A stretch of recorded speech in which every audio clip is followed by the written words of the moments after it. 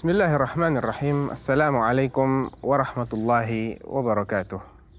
Alhamdulillah, wassalatu wassalamu ala rasulillah wa ala alihi wa sahbihi wa man walah, amma ba'd. Ikhwani wa akhawati fillah, a'azzakumullah.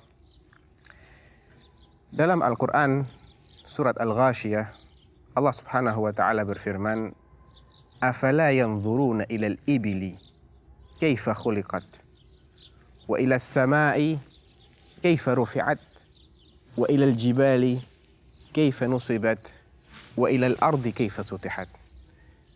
Artinya, tidakkah mereka memperhatikan kepada unta bagaimana ia diciptakan, dan kepada langit bagaimana ia ditinggikan, dan kepada gunung-gunung bagaimana ia ditegakkan dan dipancangkan, dan kepada bumi bagaimana ia dihamparkan.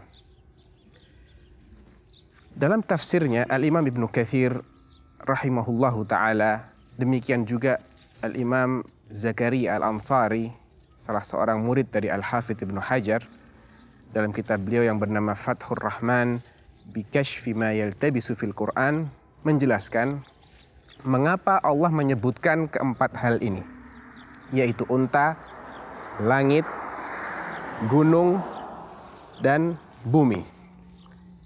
Kita tahu bahwasanya bangsa Arab yang Allah turunkan Al-Quran kepada mereka dan dengan bahasa mereka adalah bangsa yang nomaden atau gemar berkelana. Dan ketika seseorang itu berkelana, maka empat hal inilah yang selalu mengiringinya. Bila ia melihat kepada yang dia tunggangi, maka dia akan melihat unta. Dan bila ia melihat ke atas, dia akan melihat langit. Bagaimana yang demikian tinggi, tanpa ada tiang sedikit pun yang memikulnya. Dan bila ia menoleh ke kanan maupun ke kiri, dia akan melihat gunung-gunung. Dan bila dia melihat ke bawah, dia akan melihat bumi. Allah subhanahu wa ta'ala mengajak kita untuk berfikir dan merenungkan ada apa di balik empat hal ini. Dan keempat hal ini adalah salah satu dari sekian banyak tanda-tanda kebesaran Allah subhanahu wa ta'ala. Berbicara tentang unta, dalam ayat yang lain di surat Al-Anbiya, Allah subhanahu wa ta'ala berfirman, Wa inna lakum fil an'ami la'ibrah, nusqikum mimma fi butuniha. Bagi kalian pada Al-An'am, yaitu hewan-hewan ternak, baik dari jenis unta, sapi maupun kambing, la'ibrah, sungguh ada ibrah, ada pelajaran. Nusqikum mimma fi butuniha, kami memberi kalian minuman, yakni susu dari apa yang ada dalam perut hewan ternak tersebut. Walakum fiha manafi'u katsirah, dan bagi kalian terdapat manfaat yang banyak pada binatang ternak tersebut. Wa minha ta'kulun, dan ada di antaranya yang kalian makan. Setelah itu Allah mengatakan wa 'alaiha wa 'alal fulki tuhmalun. Di atasnya, yakni di atas unta, wa 'alal fulk, dan di atas bahtera, tuhmalun, kalian diangkut. Mengapa Allah kaitkan antara unta dengan bahtera? Ada apa? Di mana sisi kemiripan antara unta dengan bahtera? Bila kita perhatikan bagaimana seekor unta berjalan, kita akan dapatkan bahwa dia memiliki cara jalan yang istimewa yang tidak dimiliki oleh hewan ternak lainnya, baik sapi maupun kambing. Ketika seekor unta berjalan atau berlari, maka dia akan menggerakkan kaki kanan dan tangan kanannya secara beriringan.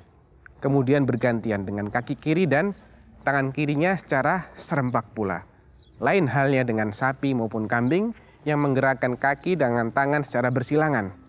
Oleh karena itu, ketika dia berjalan, bila kita lihat dari depan, dia akan terhuyung-huyung, terombang-ambing. Demikian juga orang yang menungganginya, dia akan terombang-ambing. Sebagaimana ketika seseorang berada di atas bahtera. Itulah rahasia di balik mengapa Allah mengaitkan unta dengan bahtera. Ketika berbicara tentang unta, binatang yang sangat akrab dengan bangsa Arab secara umum, ya, maka kita akan mendapati sekian banyak tanda kebesaran Allah. Menurut hasil penelitian yang dipublikasikan oleh Badan Internasional tentang Mukjizat Ilmiah dalam Al-Quran dan Sunnah, ternyata unta memiliki banyak keistimewaan yang tidak dimiliki oleh hewan manapun.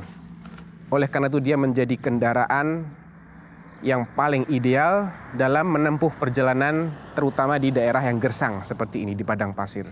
Seekor unta mampu berjalan setiap harinya sejauh 50 mil ya, selama 5 hari berturut-turut, tanpa makan dan tanpa minum. 50 mil selama 5 hari berturut-turut, ya ini 250 mil, sama dengan jarak antara Mekah dengan Madinah. Dan dia mampu mengangkut barang bawaan hingga setengah ton tiap ekornya. Dengan barang bawaan seberat itu dia mampu berjalan setiap harinya sejauh 20 mil selama 3 hari berturut-turut tanpa makan dan tanpa minum. Ini merupakan sesuatu yang luar biasa. Ya, demikian Allah telah menciptakan seekor unta dengan kekuatan yang luar biasa, dengan tubuh yang demikian tinggi dan kuat, sehingga mampu bertahan dalam gersangnya dan serba sulitnya kondisi padang pasir ya, untuk berkhidmat bagi kepentingan manusia. Oleh karena itu dalam ayat yang lain dalam surat Ghafir, Allah berfirman, Allahul ladzi ja'ala lakumul an'ama litarkabu minha wa minha ta'kulun. Allah lah yang menciptakan bagi kalian binatang ternak, unta, sapi maupun kambing, ya, agar kalian menungganginya. Tentunya yang ditunggangi dari ketiga macam ini hanyalah unta. Wa minha ta'kulun, dan untuk dimakan. Walakum fiha manafi'u walitablugu 'alaiha hajatan fi sudurikum. Pada binatang ternak itu kalian mendapatkan berbagai macam manfaat, demikian pula agar binatang ini menghantarkan kalian kepada apa yang menjadi hajat kalian. Wa 'alaiha wa 'alal fulki tuhmalun. Sama dengan ayat sebelumnya. Seekor unta dia mampu bertahan hingga berminggu-minggu tanpa minum sedikit pun. Dan bahkan disebutkan bahwa ketika dia minum, dia mampu meminum 200 liter air dalam 3 menit. Ya. Subhanallah. Ternyata luar biasa.